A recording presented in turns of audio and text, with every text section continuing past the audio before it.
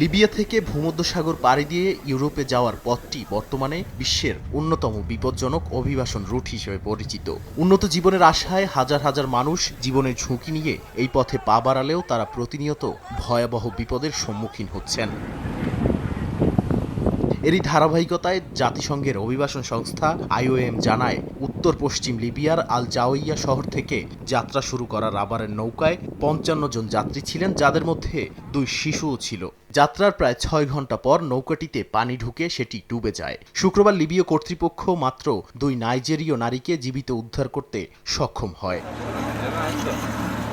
IOM জানায়, ২০২৬ সালে এখন পর্যন্ত লিবিয়া থেকে ইউরোপে যাওয়ার পথে প্রায় ৫০০ অভিবাসী মৃত বা নিখোঁজ হয়েছেন। শুধু জানুয়ারিতেই বেশ কয়েকটি নৌকাডুবিতে অন্তত ৩৭৫ জনের মৃত্যু বা নিখোঁজের তথ্য পাওয়া গেছে। প্রকৃত সংখ্যা আরও বেশি হতে পারে বলে আশঙ্কা সংস্থাটির। বেঁচে যাওয়া ২ নারী জানান, একজন তার স্বামীকে হারিয়েছেন, অন্যজন এই দুর্ঘটনায় তার ২ শিশুকে হারিয়েছেন। IOM এর দল তাদের জরুরি চিকিৎসা সহায়তা দিয়েছে। সংস্থাটি বলছে, শীতকালীন প্রতিকূল আবহাওয়া ও অনিরাপদ নৌযানের কারণে ভূমধ্যসাগর পাড়ি দিতে গিয়ে ঝুঁকি বহুগুণ বেড়ে যায়। গাদ্দাফি সরকারের পতনের পর থেকে লিবিয়া ইউরোপগামী অভিবাসীদের প্রধান ট্রানজিট পয়েন্টে পরিণত হয়েছে। মানবাধিকার সংস্থাগুলো জানিয়েছে, লিবিয়ায় অভিবাসীরা নির্যাতন, পাচার, জোরপূর্বক শ্রম ও চাঁদাবাজির শিকার হচ্ছেন।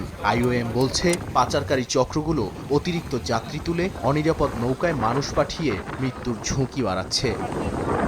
নাদিম মারজান, সময় সংবাদ।